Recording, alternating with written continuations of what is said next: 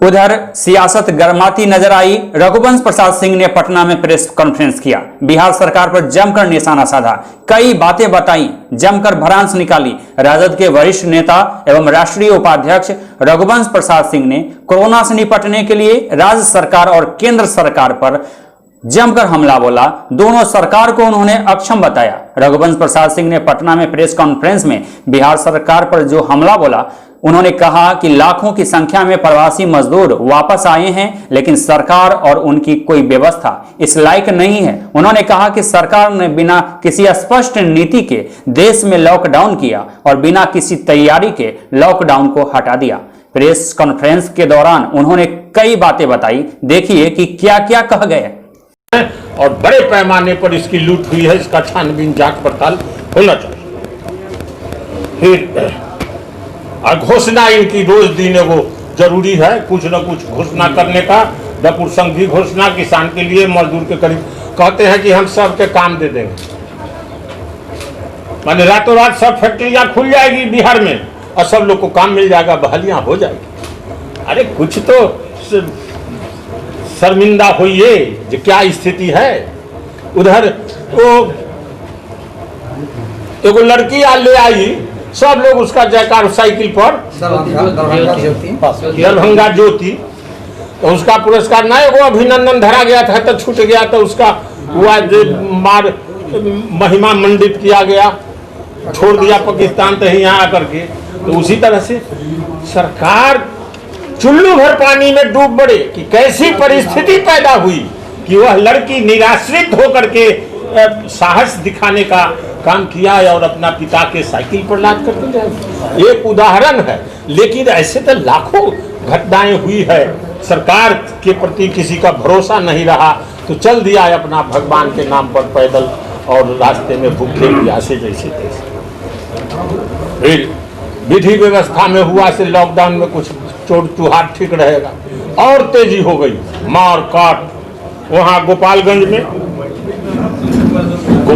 में 13 हत्या, 3 गो के हत्या हुई। इनका अभियुक्त हैं इनके विधायक। होती है एक आपदा है आसमानी, दूसरी आपदा है सुल्तानी। हिंदुस्तान अभी दोनों आपदाओं से तबाह है, ग्रस्त। एक तय आपदा कोरोना कहां से, चीन से शुरू हो गया, यहाँ आ गया महामारी, विश्व महामारी। फिर अन्य अम्फन, समुद्री तूफान, बंगाल और उड़ीसा तबाह हो गया। फिर इधर निसर्ग, महाराष्ट्र और गुजरात तबाह हो रहा। तो एक तरफ हिंदुस्तान के लोग आसमानी आपदा से तबाह है, और कहा गया कि उस आपदा से मुकाबला के लिए, कोरोना विश्व महामारी के मुकाबला और उसको खत्म करने के लिए लॉकडाउन हम किया। लॉकडाउन न सुविचारित था, न सुचिंतित था, न सुनियोजित था। वह एक आपदा के तरह है, और सुल्तानी आपदा उसी को मैं कहता हूं। जो सरकार के द्वारा आफत हो वो है सुल्तानी, और जो प्रकृति के द्वारा हो, भगवान के द्वारा हो, वो है आसमानी। तो ये दोनों आपदाओं से हिंदुस्तान के लोग तबाह। लॉकडाउन को समझिए, 22 मार्च को जनता कर्फ्यू जनता करेगी कि प्रधानमंत्री करेंगे? प्रधानमंत्री ने कहा कि जनता कर्फ्यू हो गया। अचानक कोई न राय है, न सलाह है, न परामर्श है, न अपने कैबिनेट में, न अपने लोगों से, या न कहें। फिर 24 मार्च से एकदम लॉकडाउन। 135 करोड़ की आबादी हिंदुस्तान की, इतने लोग देश में, कोई खड़े है, कोई डॉक्टर के यहाँ, कोई अस्पताल में है, कोई कुटमैती में है, कोई यात्रा में है, कोई होटल में है, सारी गतिविधि ठप। ये भाई क्या बात हो गई कि ये लॉकडाउन कोई सुना नहीं था, आज लॉकडाउन हो गया, सब जगह यातायात सब ठप, रेल ठप, बस ठप, जो जहां है तबाह हो गए। कोई खुशहाल नहीं रहा, सब लोग तबाह हो गए। लेकिन अमीर आदमी इसको बर्दाश्त किया है, गरीब आदमी, मजदूर बर्दाश्त नहीं कर सकते। महात्मा गांधी जी ने कहा था लिटमस टेस्ट करो, कोई काम करो तो देखो जी इसमें गरीब आदमी कहाँ पर है, गरीब आदमी का क्या होगा। तो प्रधानमंत्री नरेंद्र मोदी जी लिटमस टेस्ट में गांधी जी के में फेल हो गए। कोई उन्होंने ख्याल नहीं किया। 4-5 करोड़ प्रवासी मजदूर, सबका कोई ख्याल नहीं हुआ कि इसका क्या होगा। छोटी छोटी दुकानें हैं जो 2 दिन काम करते, खेत कुछ जीविका हासिल करते, सब ठप, कहाँ से उखाएगा, कोई परवाह किसी ने नहीं किया।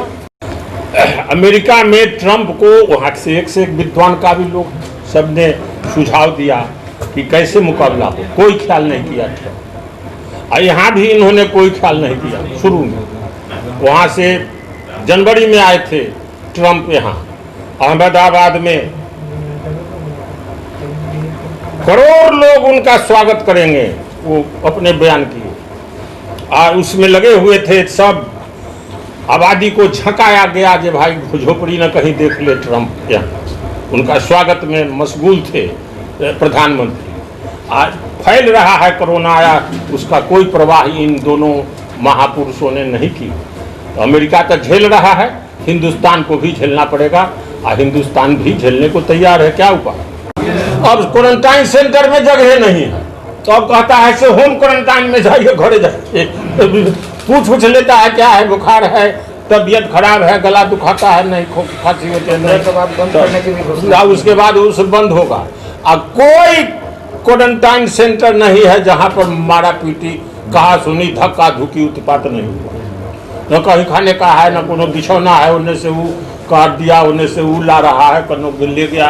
आई कहे हैं कि उन्हें सुनते थे 2400, आई सुनते हैं कि 5400 प्रति बेड।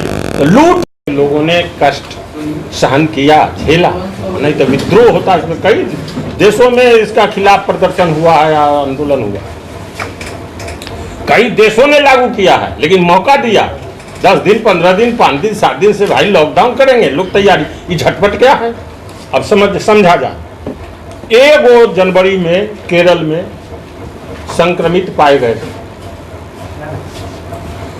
उसके बाद विदेश से अपना लोग को मंगाया गया और उसके बाद केवल अंतर्राष्ट्रीय उड़ान को रोकना था, सब उड़ान को रोक दिया। कोई लॉजिक नहीं। तो जिन दिनों नहीं था, बीमारी बहुत कम थी, बहुत संक्रमण अपने देश में कम था, तो उन दिनों लॉकडाउन कर दिया। अब तो बीमारी बढ़ रही, अब तो हम 7वां में चले गए देश में, चीन को हमने पछाड़ दिया है। आपदा से, कोरोना से पीड़ा के मामले में चीन को हमने पछाड़ दिया।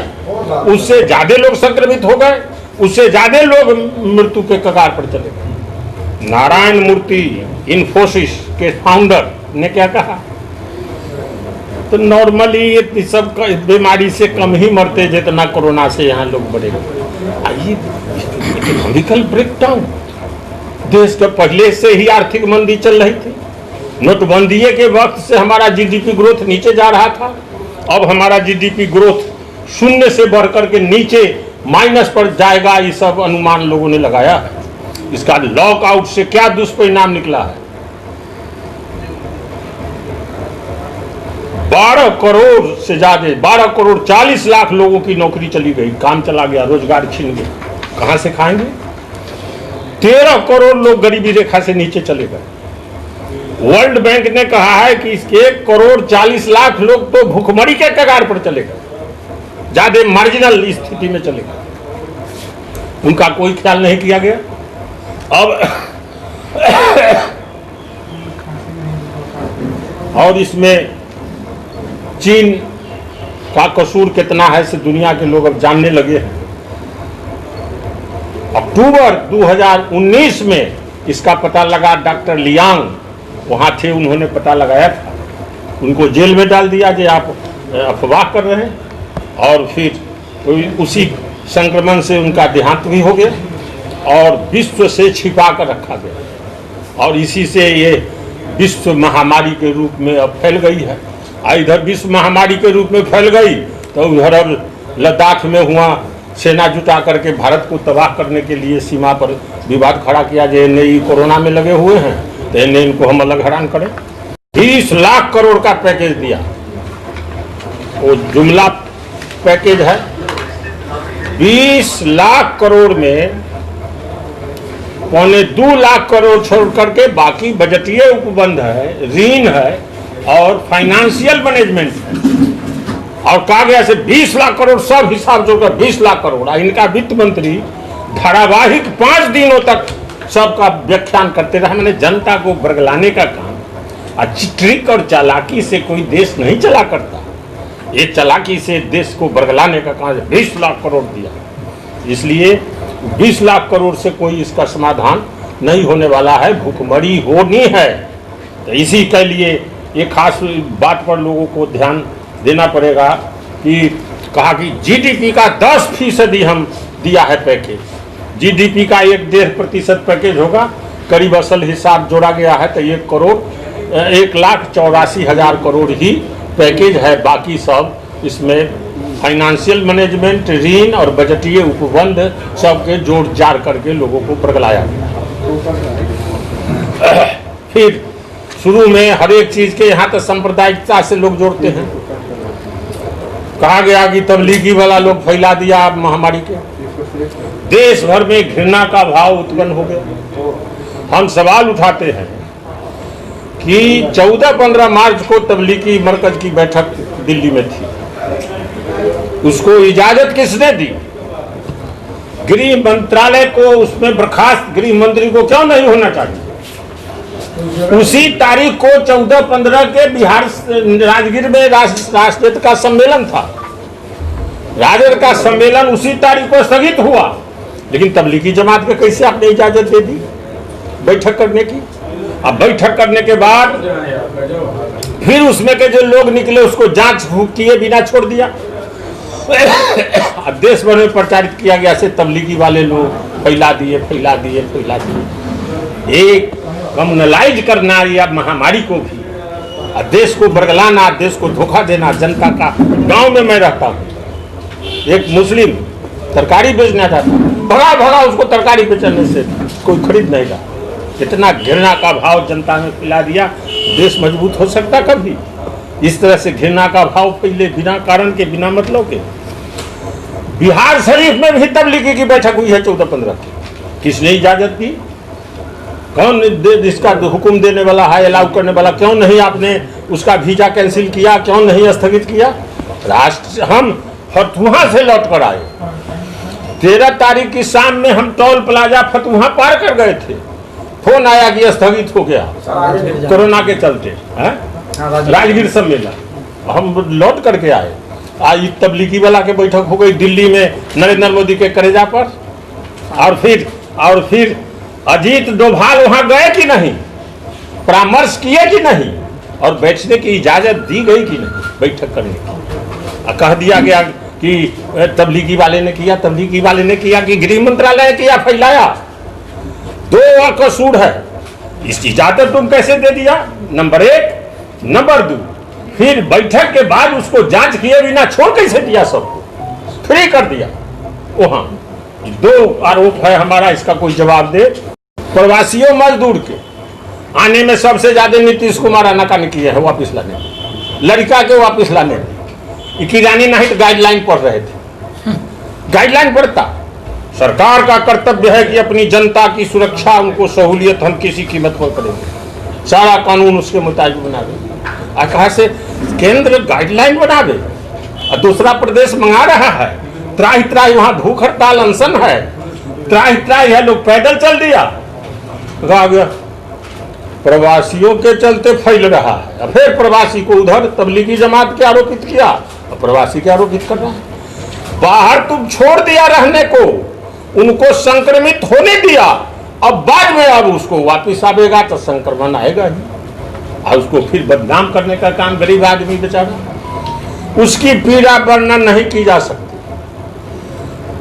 4-5 करोड़ प्रवासी मजदूर अपना बाल बच्चा के लिए, पेट के लिए अपना घर छोड़ करके बाहर में मेहनत पसीना बहाने का काम, मजदूरी का काम करते हैं। जब निराश्रित हो गए, जब कुछ दिनों तक उन्होंने वेट भी किया है, लेकिन जब भूखमरी की स्थिति हो गई, ठेकेदार काम बंद कर दिया, मजदूरी बंद हो गई, कारखाना बंद हो गया, घर भाड़ा मुश्किल हो गया, उधार मिलना बंद हो गया। अब बाल बच्चा सहित जो वहाँ पर है मरने को जब तैयार हुआ, से भाई कोई उपाय नहीं था, यहाँ भूखमरी से अच्छा चलो कोरोना से मर जाओ से अच्छा पैदल चल दिया। लाखों करोड़ों लोग पैदल चले हैं, उसमें दूसरे तक पिछा कर मर गया, रेल लाइन से कट गया, हाईवा से पिछा गया, सब देश भर में सब हिसाब लगभग। रेल ट्रेन में 80 से ज़्यादा लोग, आरपीएफ की रिपोर्ट है उसका है 200 और इधर 80, और रास्ते में भूखे प्यासे, कोई टेम्पू से, कोई रिक्शा से, कोई भगवानपुर का बंगलोर से ठेले पर अपना परिवार के लाद कर ले आया और चला आया, ठेले से ठेला चलाता था उसी। माने जो हाईवे के बगल में जिनका घर है वो साक्ष्य हैं। सैकड़ों लोग गठरी मोठरी माथे पर लेकर के चल रहे हैं, भूखे प्यासे रास्ते में मर गए। कितना लोग कहीं कोई ट्रक से, कोई किसी हिसाब से चल रहे हैं। एगो 1 लाख रुपया में ट्रक भाड़ा करके आया, एगो 60,000 देकर एगो गार्ड साहब के ट्रेन में, मालगाड़ी के ट्रेन में चढ़ गया। इस सब कोई वो उदाहरण देता हूँ, लेकिन लाखों करोड़ों इस तरह की घटनाएं देश में हुई है जो पीड़ा का वर्णन नहीं। प्रधानमंत्री जी ने भी लिप सिंपैथी कहा, कि शब्दों में वर्णन नहीं किया जाता। प्रधानमंत्री जी इसके लिए जिम्मेदार कौन है? जो करोड़ों मजदूरों के साथ जो अमानवीय व्यवहार हुआ देश में, और वो मजबूर हुए पैदल चलने को और बाल बच्चा के लेकर के और मरने को भूखे प्यासे, कौन इसके लिए जवाबदेह है? और आपने क्या इंतजाम किया था, क्या सोचा था? और इधर से ये नीतीश कुमार जी डरे हुए हैं, नहीं नहीं हम वापिस नहीं लावेंगे, वापिस नहीं लावेंगे। अब कहते हैं हम पैसा बांट रहे हैं। अब ये सब लोग वोट लड़ रहे हैं कि कोरोना से मुकाबला कर रहे हैं, खाता में बल हम पैसा भेज रहे हैं। अब कहते हैं इतना लोग के हम कार्ड दिया, 15 वर्षों में आप कितने लाख लोगों को कार्ड नहीं बनने दिया, नहीं बनाया, अनाज नहीं मिला, कितने वर्षों से नहीं मिला, इसका हिसाब सब जनता खोजे।